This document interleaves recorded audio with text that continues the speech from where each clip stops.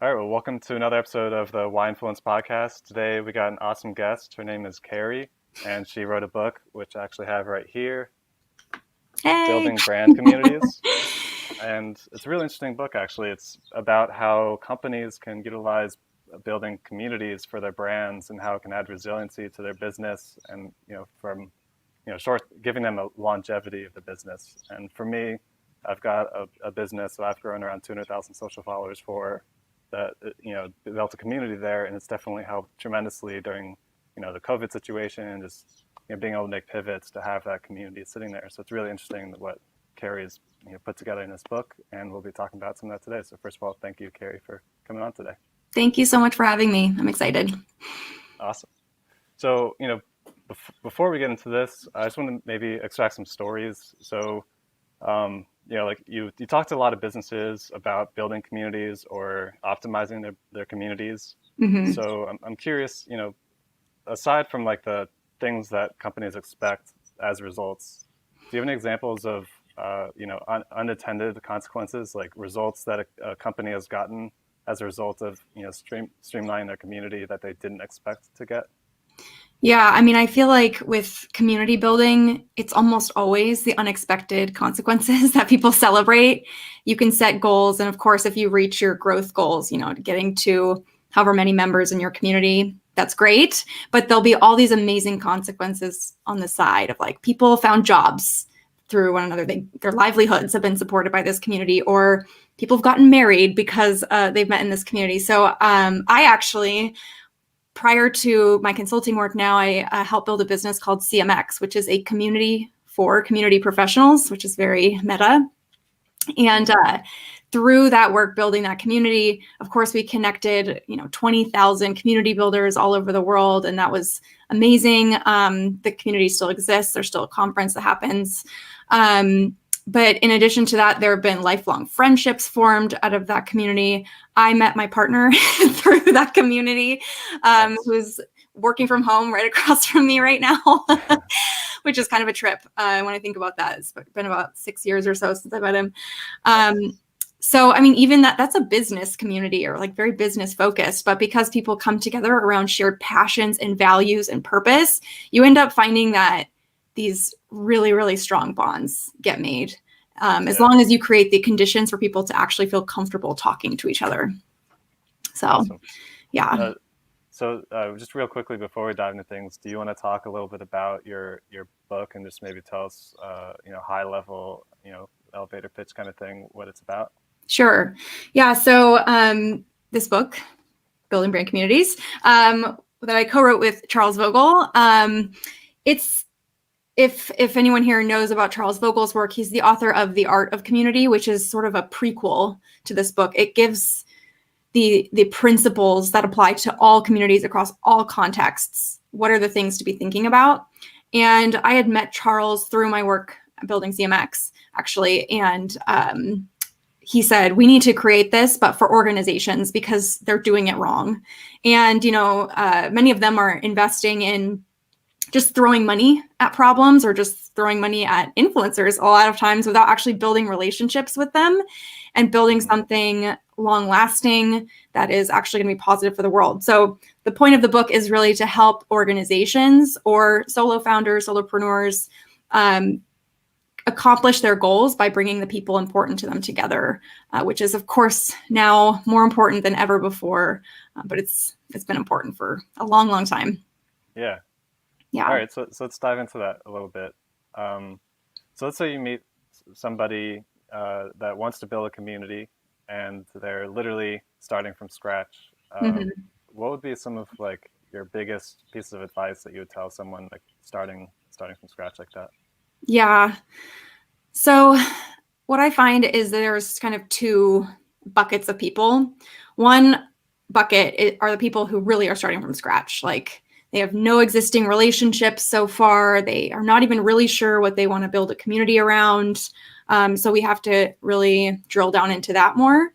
But much more often is the bucket of people who, like yourself, have many, many followers, have an audience, but are ready to take that to the next level and help that audience connect to one another. So it's not just you as the center point. It's you being able to then bring all those people together and help them meet each other. And then from there, go from creating an entire network of people. So that's when the magic serendipity stuff starts happening, when you're no longer the central node between everyone. I mean, you still are, but you're not the only node between everyone. Right. So first steps would be to identify which of those buckets you're in. And if you're in the first bucket, to think about your purpose. So think, why do I do what I do? What is it that drives me every day? And especially, are there early stories and memories in my life that connect me to that work too? I think storytelling is a huge part of community building. If you can tell a compelling story about your purpose and your values, then you can gather people. So get that really, really clear. If you're on the other side, it's more about taking the existing relationships that you have and deepening them if you need to, if they're really shallow right now, and actually just getting to know people one-on-one. Or if you already have really deep existing relationships, then it's time to just try things, experiment. It could be just experimenting with one virtual, I won't call it an event because I think there's so many virtual events happening right now. And Right. the bar is really low for really good ones. So a virtual convening or a virtual gathering, something that helps people to cross connections. Experiment with that. Experiment with, there's lots of community software out there. So it could be a Circle community, circle.io, I believe is the website, or, Facebook groups is the one that many people use. I can go off on a whole tangent about why I don't recommend those. But yeah, so just experiment and have fun with it. Okay. I like that. So, this podcast is called Why Influence for a reason, because we always, buckle down to that. Knowing your why is really important, because then it gives you that motivation to push through getting started and to continue going. Mm-hmm. So let's go off the assumption that the person creating the community already has their purpose figured out. But I do like your advice for picking out the early stories in their life that relate to that. Mm-hmm. So the people that already have their why figured out, how do you build those deepened relationships with the existing people that are already there, and how do you sort of pull those moving pieces in a way that they can sort of interact with each other to create that stronger community? Mm-hmm.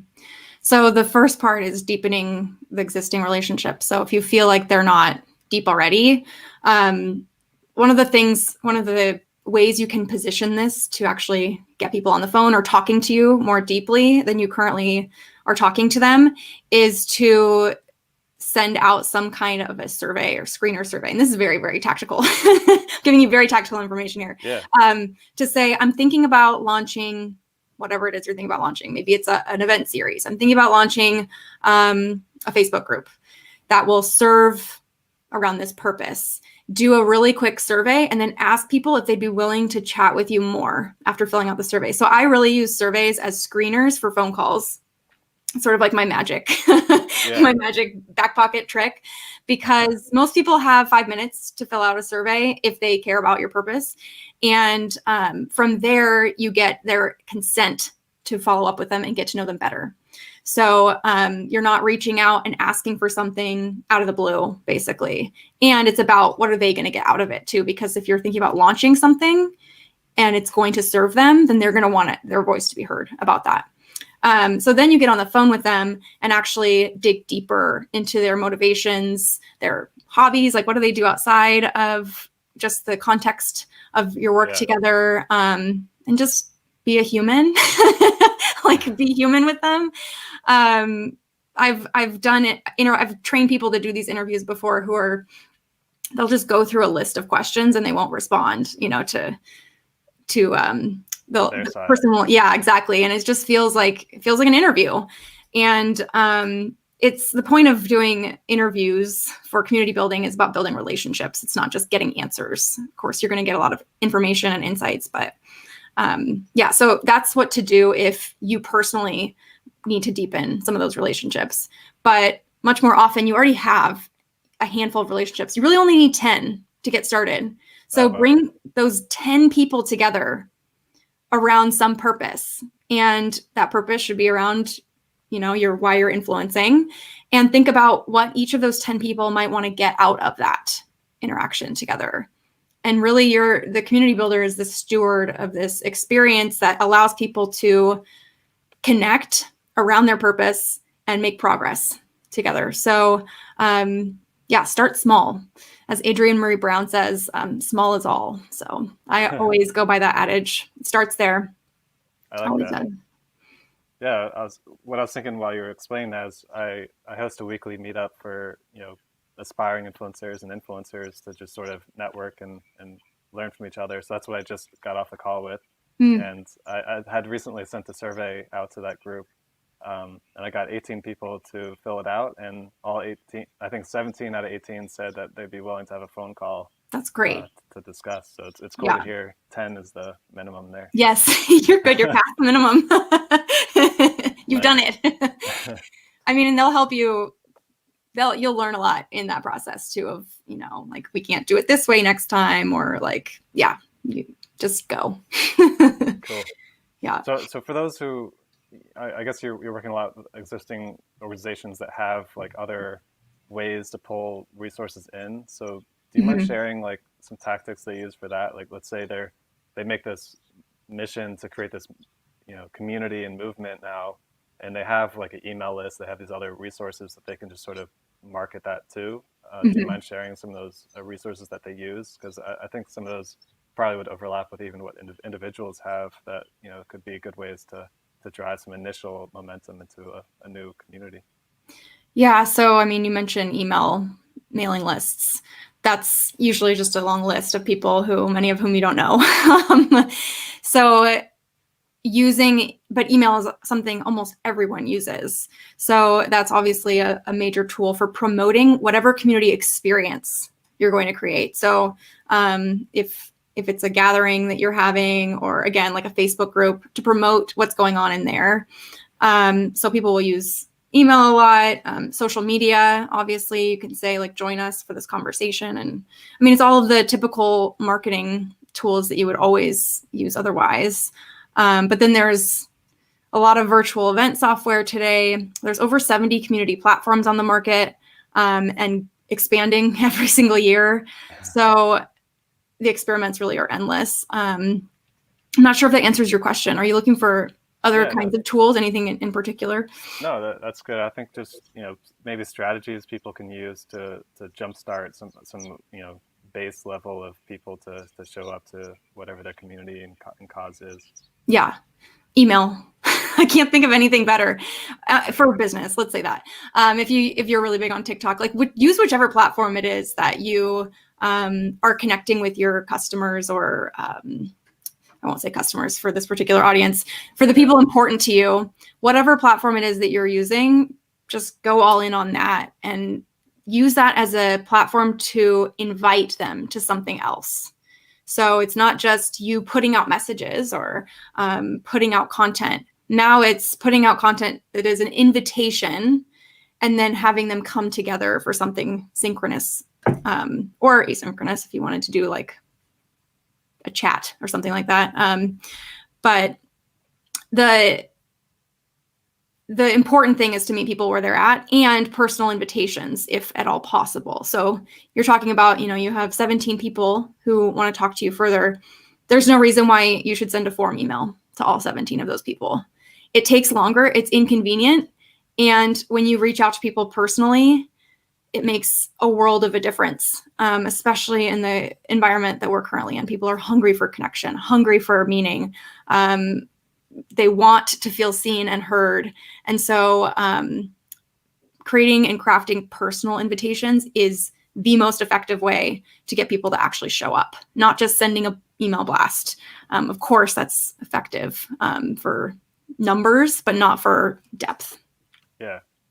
So I'm just trying to envision in my head like what a typical invitation might look like, and I've got some experience trying to grow my community, and I'm finding that just inviting isn't always the most effective, but maybe like summarizing some of the biggest takeaways from the day, and then just saying this happened here, so that people can see, oh, there's value given.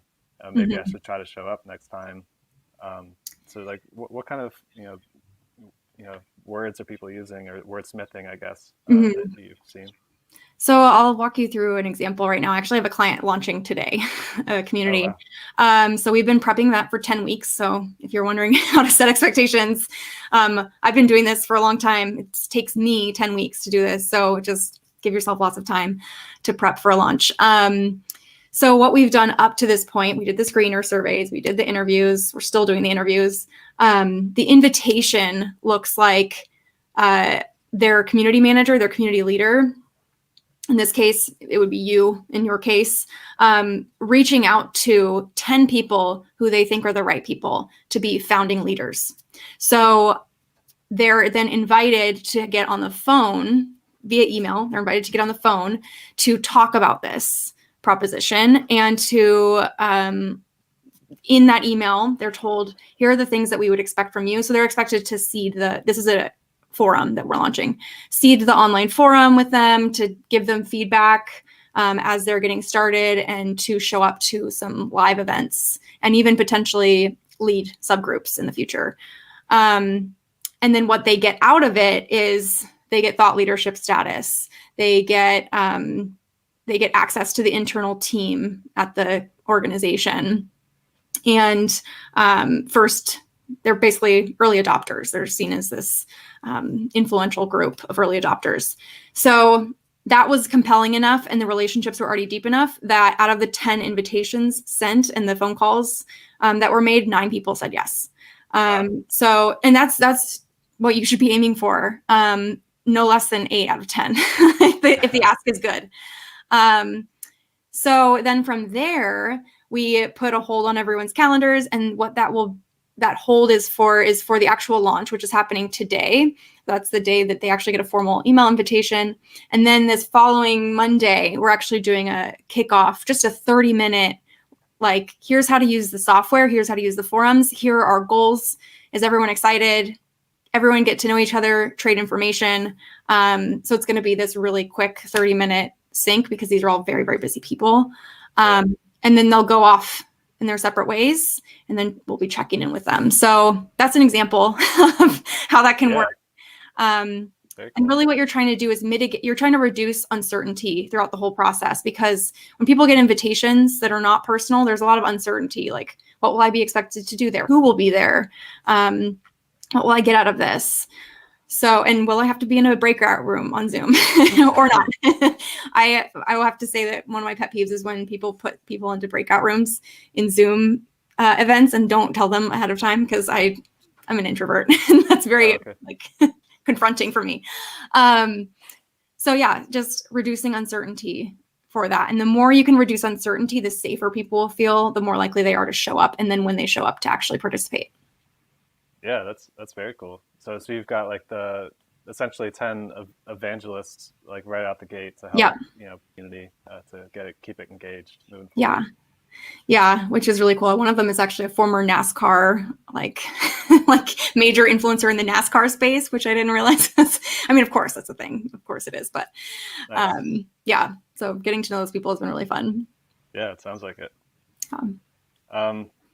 So you spoke briefly on platforms, and I've been struggling with that.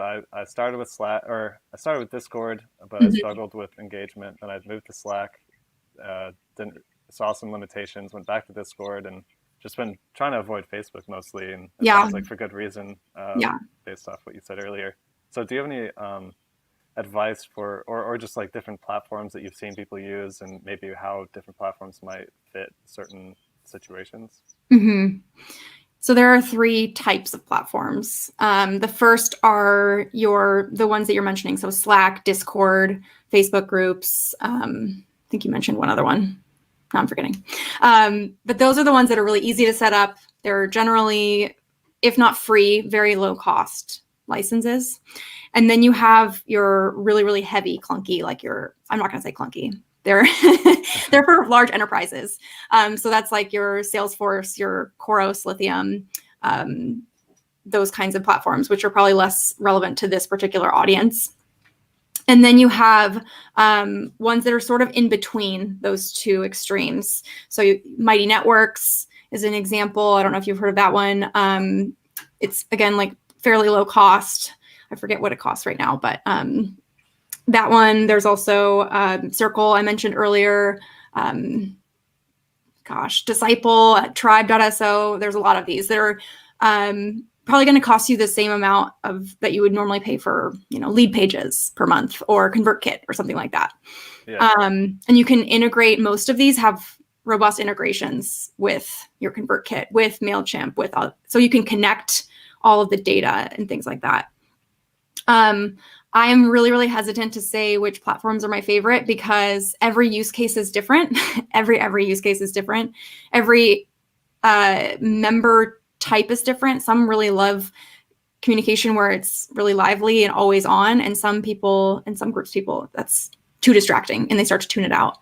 But what I will say is that it's never the platform's fault if there's not engagement. Like it's a contributing factor, but it's never just the platform. Yeah. Because community management, community leadership requires a ton of just constant outreach, constantly checking in with people, putting out questions and ideas and trying new things. And if that's not done at a regular cadence or done in a way that's valuable to your members, then you're going to struggle with engagement no matter what platform you're on.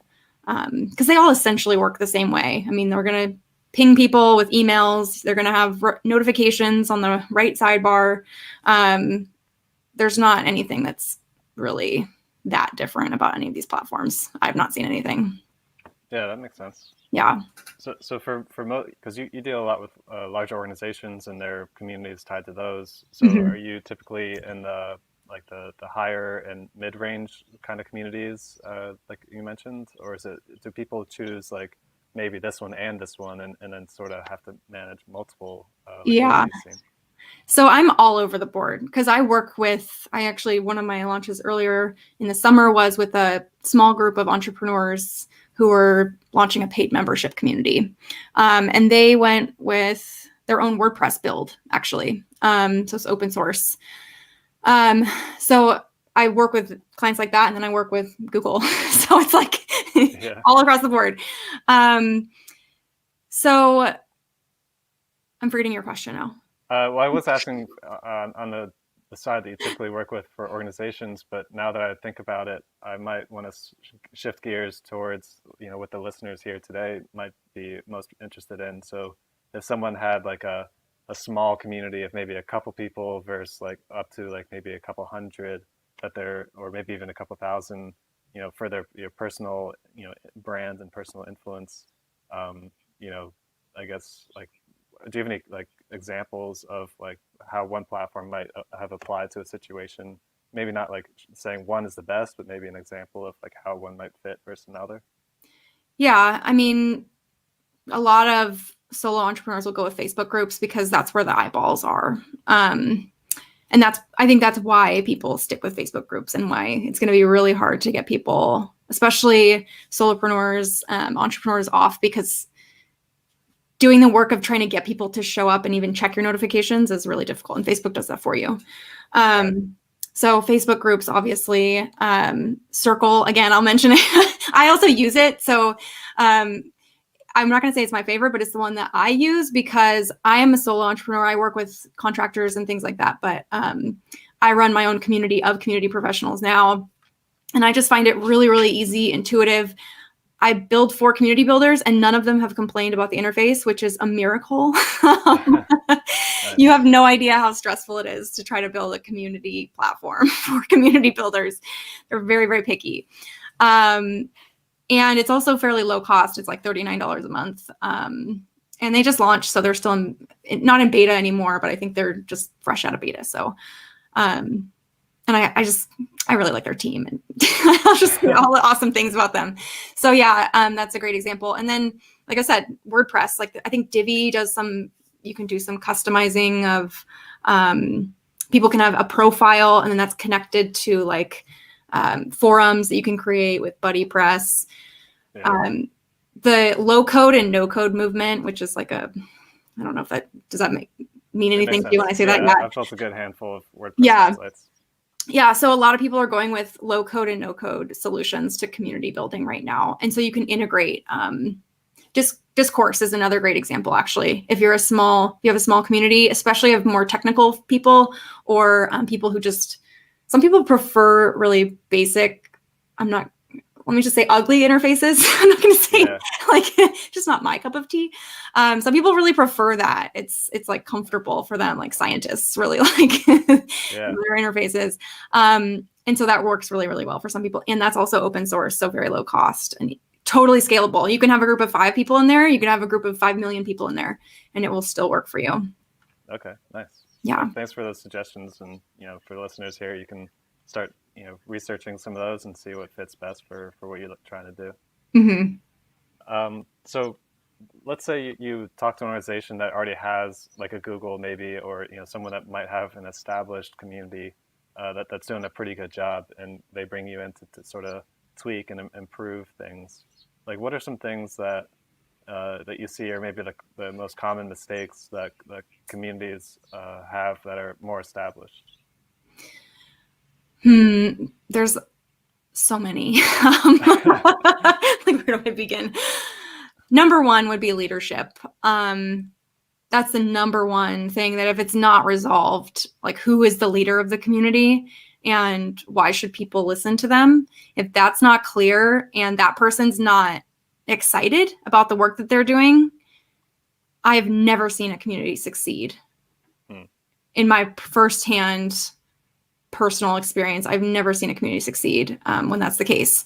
On the flip side of that, I have seen incredibly passionate, caring people who just spend a lot of their emotional energy. There's a lot of emotional labor in community building. Make terrible platforms and terrible technology work because people just want to be around that person and the kinds of people that they attract.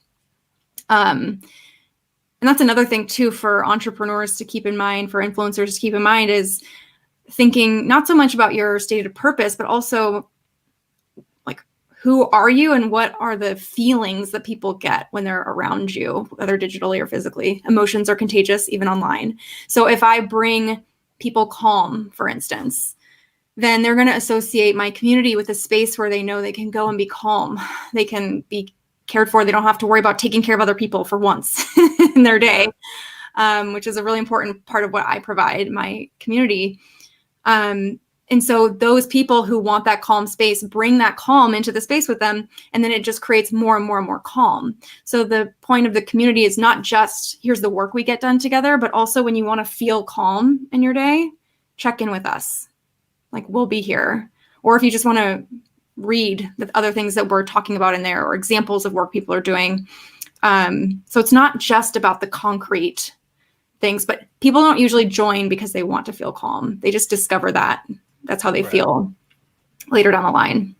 But I think a lot of influencers have that kind of magnetism about them for different reasons. They evoke different feelings in people. And so really leaning into that in any community experience that you steward is really important. I was supposed to talk about Google, but I got No, that was very valuable. I mean, what I heard was, you talked about the importance of leadership, and if you don't have the right leader or a passionate leader or someone that's like, really driven at the top, it's never going to succeed. Yeah. And then, what are the feelings that people are going to get, like that magnetism, and what that leader has, it most likely will resonate into the vibe of the community, which I thought was pretty interesting. Yeah. Yeah. As a community builder and a leader, your job is really just to create this world. It's kind of like a world building thing, because you get to create the rules. You get to create, who gets to come in and who's not welcomed in for whatever reason. And your job is to maintain that special space for people. So it's a lot of power. Yeah. It's an incredible gift. Yeah. Interesting. So speaking on that, then, talking about, you have a little bit of control and like who's joining. I think part of that control is, given by just saying what the community is, because then if someone's not interested in that topic, they may not join it. But, what are some advice that you have seen, that if someone's like, I want to build this community, to make sure that the person stays like focused and has that like, barrier that should be in the way to make sure that the community is built the right way? Yeah. So this comes down to values and a really clear purpose statement, which I have a when I think about purpose statements, you think about the who do you want to be there and what are their values? And then the what are you going to actually do together? And then the why should anyone care? And then within that purpose, then you could accomplish that purpose in infinite ways.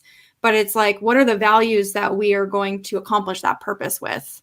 You know, because if I say, my purpose is to build the biggest company in the world, my values could be like money and Right. and security and things like that, versus my values could be connection and mutual care and health. It would be a totally different, largest company in the world, right? Yeah. So there's so many resources out there that boil down, you know, what are some of the most common values, and going through exercises to determine what those are for you is really important. I use Brene Brown, Dare to Lead. Her book has a whole list of values in it. That's really, really, really comprehensive and valuable. I've added some to it over the years, but that's a great place to start. And you just go through the list and you say, these are my values. Great, check, check, check. And then you cross out all the ones that aren't valuable to you. And then Brene insists that you reduce it to 3, or I think it's 2 or 3, which is, it's hard to do. It's really hard to do. But if you do that, then all of the decisions about who's allowed in and who is not allowed in and what behaviors are encouraged here and which ones are not encouraged becomes really, really easy. It's almost like it just naturally, organically can then happen because you know your values. So do that first before deciding, like, here are the rules. Yeah, that makes sense. I mean, you know, as we dive into this, obviously it makes sense why there's so much pre-work involved with launching a community. And yes, you get it. Thank you. Yeah, it's a lot. You have all the interviews that you're doing. You know, it's the whole process. Mm-hmm. Yep. It's not an email marketing campaign or something you just do once. It's sort of like architecting your email for the very first time takes you a really long time. Usually, like, setting it all up takes you at least a couple weeks to do it really, really properly. So, yeah, for sure. Awesome. Well, do you mind if we talk a little bit about your story, since you've created a community yourself, you've written a book, and you're getting your voice out there. Yeah. So, like, I guess I want to figure out, like, where it's started for you, like, you know, where you like either started building community in a way that's larger than yourself, or started sharing in a way that is, you know, in a like a leveraged capacity. Like, when did that sort of start for you? So I've always built community since I was really young, without calling them that, of course. They were clubs, or, like, you know, I would just start little games that people would come and play on the school playground. But it really wasn't until high school that I really desperately needed community and couldn't find it. And I wasn't bullied necessarily. I was really invisible growing up, like, just really quiet, and almost to the point where people were concerned about me. I was just really, really shy. And so I had friends, but I didn't really, like, let them in to get to know me very well. And, you know, I had a lot of family things going on in the background. And that's when I discovered, right around when I was 14, 15, my dad worked in tech. He had been a tech reporter. And so we had computers in our home from a very early age, like really weird computers. Yeah, and I had an MP3 player, like, that was like this big once. I brought it to school and I thought I was the coolest person ever. So anyway, he handed me down the family laptop, or the family giant computer, and he let me put it in my bedroom.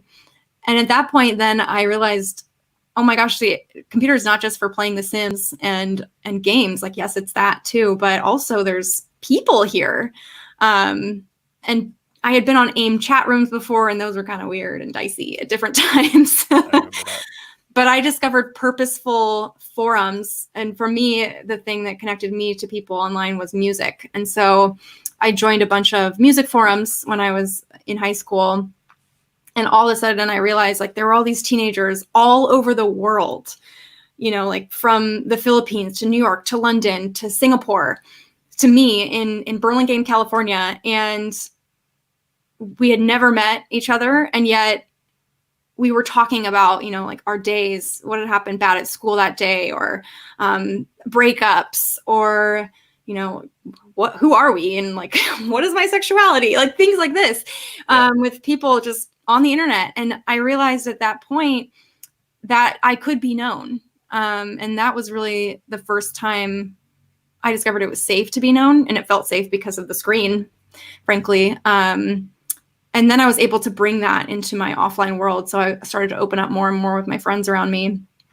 And I became a moderator of that community and stewarded it for several years. But yeah, that's sort of the origin of it all. And that's why I've always loved online communities specifically. That's always been my bread and butter. Yeah. So you were 14, 15, you started going to these online communities and then opening up, and then that sort of carried over in the real world, but you found like a tribe that you could associate to. Yeah. Yeah. And I, like 15-year-old me would be like, who are you? Like, what is this? I never would have been on a live stream at that point. I mean, that didn't exist, but yeah, definitely. Wow. And that's what I think is possible to create for anyone. And those music forums I was part of course, we all bought concert tickets. We all, would show up to album signings and things like that. Like we were really loyal to these musicians for hosting the spaces, even though they were never in them. It was about who they brought together and who they attracted. Wow. Yeah, that's really interesting. Yeah. So when did that, sort of journey evolve into like how it's become like where you are today, I guess? Yeah, that's a good question. So there was a big lapse, I would say, in my internet socializing from college, when I really started to come out of my shell and figure out who I was, till my early career. And I graduated in the recession, and I thought I was going to work in publishing, book publishing. Thank gosh that didn't happen. I love books, but I just wasn't the job for me. And I went and traveled to New Zealand after I graduated, and all the community that I was part of during that time and during college was all face-to-face community. And especially when I got to New Zealand, my friend who I traveled with, we hitchhiked all over New Zealand. Like someone just told us, we got off of a ferry on the North Island, and someone said, "You don't need a car, just hitchhike." And so we hitchhiked for an entire year. Wow. The two of us were, 21 years old. That's amazing. Yeah. And there was a couple of times where I definitely didn't feel safe. That's a different story for a different time. But for the most part, people were so kind, so friendly. And they were just, I got in the car once with somebody, a mom and her son was going through flashcards and testing for an exam that he was about to take. And he was all nervous, and we were like quizzing him in the back seat. So anyway, that was sort of this big break that I took. And then I got into working in tech, and I didn't realize what I was doing in tech was building a community. So there was a whole network of academics. I was building an academic community. And it turned out that they were, in order for them to succeed, they needed to be connected to one another. So we actually used, I think it was not Google Groups, but it's dead now, Google Plus. Yeah, Google Plus. We used Google Plus. That was what we used. And then we moved to LinkedIn groups when they were less dead also. Yeah, more fun. Yeah. And so I was just experimenting at that point. And then I just really fell in love with it and found a whole group. There was a whole community of community professionals, found them, started leading meetups in San Francisco. And here I am. So yeah. Right. So, yeah. And then the San Francisco meetups was like the beginning of your community of community builders. Mm-hmm. And that's what sort of built up into what that is today. Yeah. Yeah. So I'm no longer in San Francisco. I went from San Francisco to Seattle. When in Seattle, I also hosted meetups. So just basically everywhere I went, I just hosted meetups. Because the profession of community building is still nascent, but it was really, there was like, 200 people in this meetup group originally. And so we all really needed each other. We were really leaning on each other for like, how do we figure out this internet socializing thing? So there are people from Pinterest and Airbnb and Lyft and all these other big up and coming startups at the time that are now IPO'd, a lot of them. So yeah. Yeah, so you've gone through that. You found from a young age that community is like so important, and you've always just gravitated towards that. And then you ended up in a position where you're building communities for community builders, and then you build this expertise in this space, and now you're consulting for businesses, and then you end up writing a book on it. Yeah. And I met my partner. Just crazy. Right. Yeah. My whole life. It's like my whole life. Yep. Awesome. Well, thanks for sharing that. Yeah, of course. So, I guess let's see what we're gonna dive into here next. So what's the future look like for community building? Whether it's people that you're working with or your personal community or what you're seeing in the space. There's like so many new technologies coming out. There's so many movement in the space. Like, what do you like? What's your opinion on where the future's headed for the whole community thing? I think that we're going to go down two roads. This is my theory right now. There's the road of Parler and communities like that where freedom of speech, the First Amendment rights are held above safety. And that's legal and totally fine to do in the US right now. And I'm also speaking of this also from a very US based perspective. And so, right. Yeah. This is a problem in other countries as well. I was just talking with someone who's Danish. They were saying there's issues there, and Australia is facing issues, and India. So there's that. There are going to be spaces of hate and distrust and misinformation. That's going to keep happening. And right now, the only way we know to mitigate it is through a combination of artificial intelligence, which is not very good at keeping that tamped down right now, and humans. So community managers or community moderators. And what's going to happen if that work doesn't get properly compensated and those community managers don't get the mental health care that they need and things like that, we're looking at a whole generation of people deeply traumatized. Yeah. So it's that's not good. That's really that's the dark shadow side. And I hope that we can divert some of that to the other path that I see, which is where more people are going to be more and more interested and feel more and more empowered to lead online communities than ever before, especially because of the pandemic and everything that's happening. We've realized that this has been available to us the whole time. Everyone's been poo-pooing it for years. I know, because I've been doing this for a long time. And all of a sudden, all these people who were like, face-to-face is always going to be better than online community building were coming to me being like, please help me. And it's not that it's better or worse. There's different positives and negatives.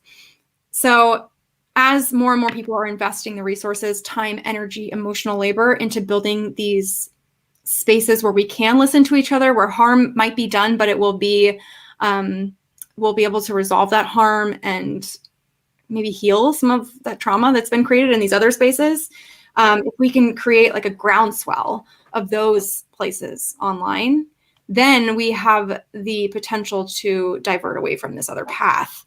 And so that's really why I'm driven to do what I do, because if I can teach people these principles and then they practice them, every person that puts this into practice in their community is impacting untold numbers of people in those people's communities, and then so on and so forth. And a lot of people learn by example too. So I also think it's really important that I lead communities so that people can follow my example and what I'm doing. I mean, the level of impact that you're doing, you may not always get the credibility for it because it may be collateral damage, but you don't. the reach of the impact that you're doing is tremendous. Yeah. I don't do this for credit. I gave that up a long time ago. But yeah, I hear stories every so often of like I was working on building the Elizabeth Warren campaign community before she had dropped out of the election. And it turned out a lot of people working for the Elizabeth Warren community went on to work for the Biden community. And so no matter what your politics are, your political beliefs are, the campaign that they ran and all that was just incredible. Yeah. And so I found out that they were using the book to Oh, wow. run digital campaign efforts, because I had worked with this incredible digital strategist on the Warren campaign. She had sent the book to the Biden campaign. So That's amazing. yeah. Just for listeners here today, when I asked Carrie to come on here and share, she sort of questioned a little bit if she's, an influencer herself. But as we're talking here, it's definitely clear that you've made tremendous impact already, and there's so much more to come. So just thank you for what you're contributing to the world here. Oh, thank you. That means a lot. That means a lot. Yeah. Appreciate that. So one last question regarding the future. Similar to just the in-person stuff, there's like all these online summits happening now. Mm-hmm. Like, do you see that there'll be like a bunch of online summits and then maybe like an annual conference, or like what's like the I guess the ratio, or like how things might pan out? Because I know that with so much virtual now and everyone's staring at a screen, I know I like being in person and engaging. Obviously, right now with COVID, you can't, but there's probably some blend there. But I'm just curious, since you're immersed in the space, like what your opinion is on that. Mm-hmm. Yeah, I miss it too. I really, really miss. I miss conferences, which are most of the time I'm like, can't wait to go back to my hotel room when I'm at them. Introvert again. I think people are building the infrastructure right now. The people who are doing this, they're particularly well suited for when hopefully we can go back out in the world in the next year and a half and interact in person again, to have the in-person interactions. Maybe it's a monthly meetup, maybe it's an annual conference, and then continue those relationship building endeavors online, because that's actually the incredible thing that the online community helps people do, is they have these incredible synchronous in-person live experiences.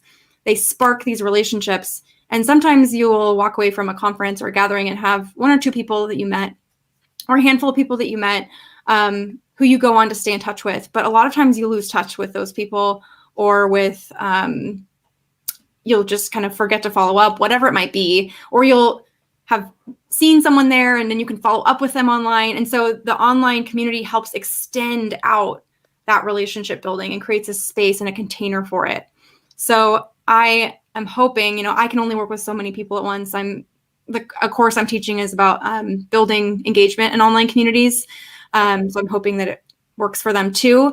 But I work with only a handful of clients every year, and I'm hoping that people are outside of my clients doing this as well and creating the infrastructure they need so that they can do that when we're back in person.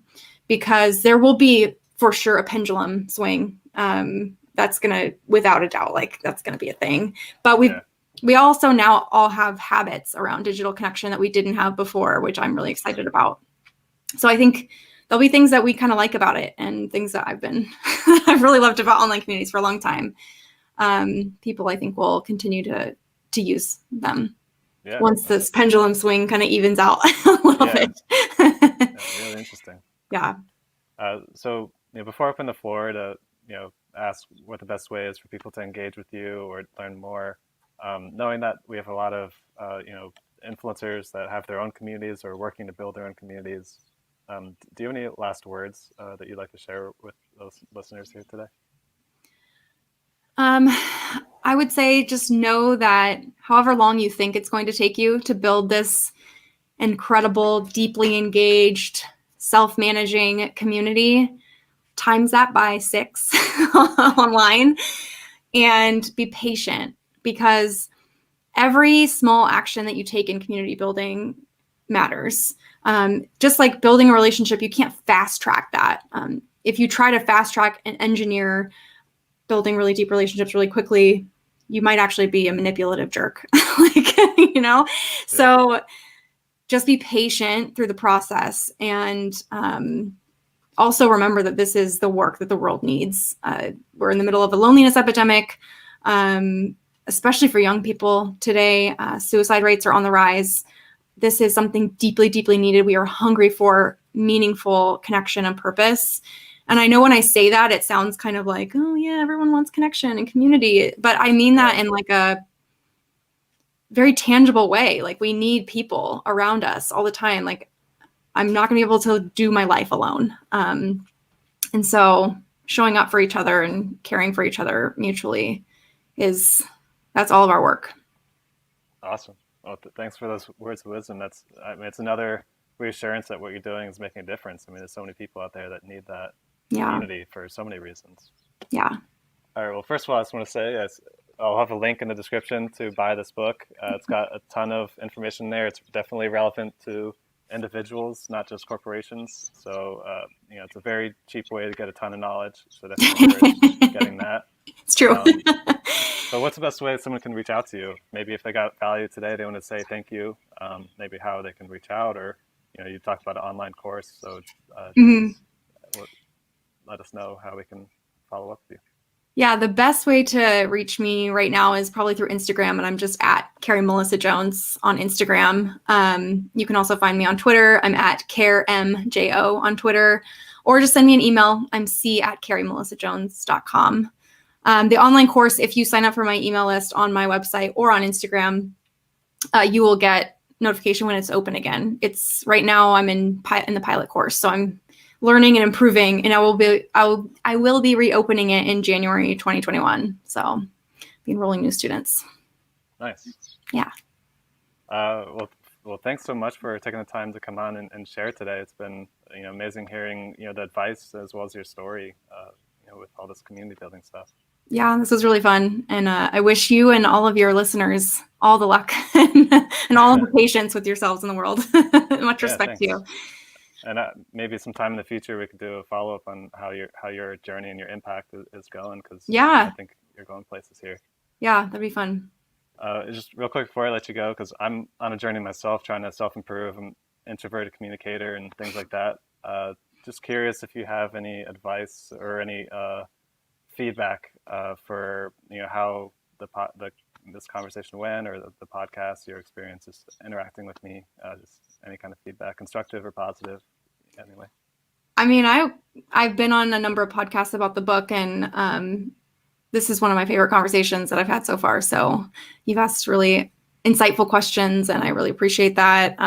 Not just asking the typical boring questions. So I appreciate that. And there was also a lot of lead up to it. I talk a lot about onboarding and welcoming, and the process of initiating relationships is really, really key. And I think you're doing a good job of that right now. You could probably amplify it like 10%, and then you'd be like rocket power. Nice. All right. I'll take that into consideration. Thanks. Yeah. Awesome. We had a comment come in from James. Thanks, Carrie. This was amazing. You're welcome, James. This was amazing. Yeah. Cool. Well, we're out of time here, but thank you so much, Carrie, for tuning in. Thank you guys for taking the time to listen to this episode in its entirety. If you're looking to grow your influence, then on top of listening to these episodes, you can join our weekly meetup where we get together and network. There's details on our website, and I'll make sure to link everything in the description so you can follow Carrie on Twitter and Instagram, subscribe to her newsletter, get notified of her course, and see you in the next episode then. Bye, everyone. Thank you.